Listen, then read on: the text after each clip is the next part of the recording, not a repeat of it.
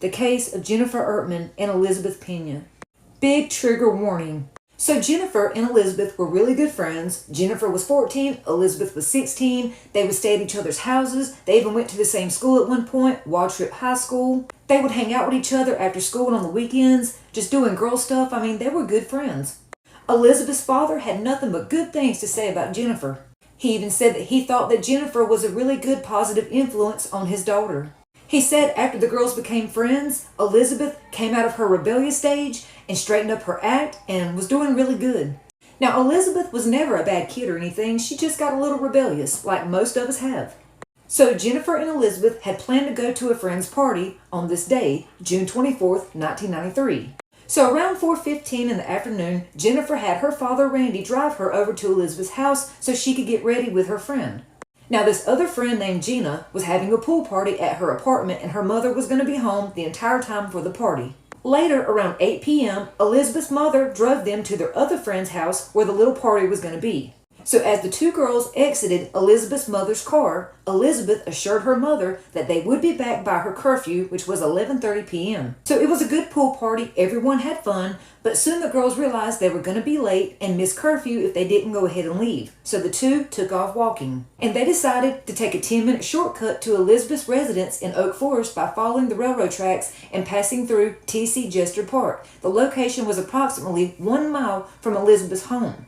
And this is when these two girls ran into their worst nightmare. So the girls were walking along White Oak Bayou when they ran into 6 males. This group of males called themselves the Black and White Gang. And unfortunately for the two girls, the Black and White Gang was holding a gang initiation ceremony at that moment for a 17-year-old boy named Raul Omar Villarreal. Now, these males had spent the night drinking beer, fighting each other, initiating this boy into the gang by having him fight other gang members to prove his alpha status or whatever. You know, it's nothing but a bunch of insecure males having little pee-pee contests. So Jennifer and Elizabeth walked right into this initiation ceremony. One of the men attempted to grope and essay Elizabeth. But Elizabeth, the strong girl she was, brushed the male off and kept walking. But the male then wrapped his arms around her neck, threw her to the ground, dragged her down a gravel decline in the direction of the other gang members, with her screaming and pleading for help. She was then forced to undress. Now let me tell you guys something. Jennifer Ertman could have easily ran away when she seen this happening. But 14-year-old Jennifer ran to help her friend Elizabeth. Sadly, Jennifer was thrown to the ground by gang members Peter Cantu and Derek O'Brien.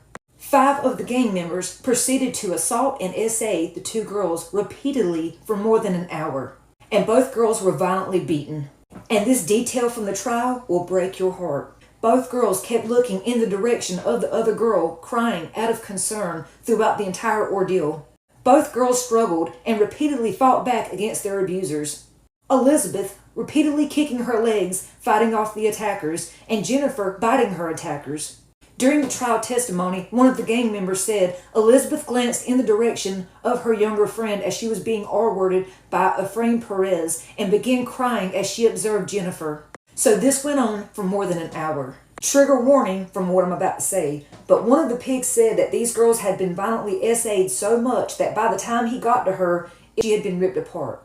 And once these pigs were done, they decided that they didn't want to leave any witnesses behind. So they forced the two girls into a wooded area. As her best friend Jennifer was being unalived right in front of her face, the gang members forced her to watch and kept telling her, "You're next." So at first, Elizabeth begged, she pleaded in a desperate attempt to save her life. She even offered her phone number, pretending like they could hang out sometime. She also tried to run.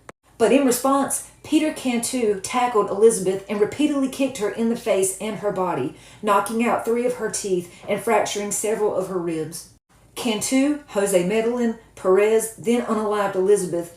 These pigs proceeded to stomp on both of the goats to ensure they couldn't call out for help and to make sure they were unalived. While leaving the crime scene, Peter Cantu handed another member a goofy wristwatch that he had stolen from Jennifer's body, saying, "Take this, I don't want it." And they left both girls there in the woods like trash. So Peter Cantu dropped off Jose Medellin, Perez, and Villarreal at their residence, where he lived with his brother Joe Cantu and his sister-in-law Christina Cantu. The sister-in-law Christina began questioning why they had blood on their clothes. And one of the pigs responded, "We had fun tonight. The details will be on the news." He then elaborated that they had violently attacked 2 girls out in the woods.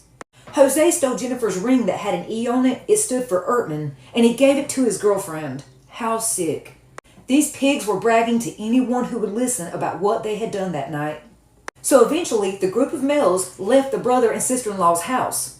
That's when Christina Cantu told her boyfriend, Joe Cantu, the brother of Peter, that they had to report this to the police. So 4 days later, the bodies of the girls were found in the park, but during hot weather. Both bodies had significantly decomposed, and dental records were used for identification. So all the pigs, including the one underage pig, were all arrested, and several were facing the death penalty. When I tell you, Texas did not play about this case. Derek O'Brien was the first to be executed on July 11, 2006. Before his execution, O'Brien expressed his regrets for his actions to the families of Elizabeth and Jennifer. He then apologized to his own family before being executed by lethal injection. But like Elizabeth's father said, their deaths were peaceful. His daughter Elizabeth and Jennifer, they didn't go peaceful. These guys didn't show them no mercy.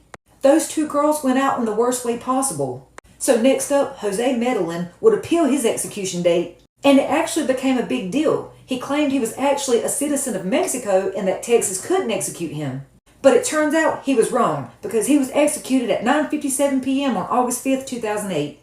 And 17 years after the crimes had occurred, the gang's ringleader was finally executed.